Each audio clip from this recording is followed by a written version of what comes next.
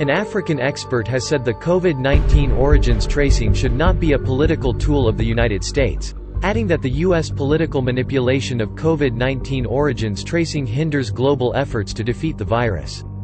My opinion is that it's an unfortunate conflation, that in investigating the origins and tracing the origins of the virus, which is important for us to be able to deal with future pandemics, has now been steeped in a very dangerous political, unhelpful global debate. And we all know how former President Trump characterized the virus in many unfortunate respects.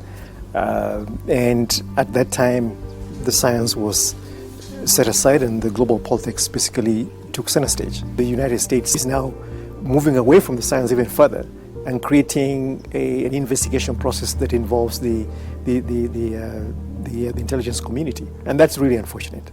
Well, the purpose is the U.S. wants to score political points. The unfortunate politicization of this, I think, honestly, with nearly 6.4 million people dead, over 500 million people infected, I think we should stop playing politics with this virus. It seems like what the U.S. is determined to do is to produce a certain outcome that meets certain political goals, and also plays to the kind of rhetoric and misleading extrapolation, and refuse to pay attention to anything that was remotely scientific and even adjacent to any elements of truth. And as we've said, this is not the work for espionage and intelligence community.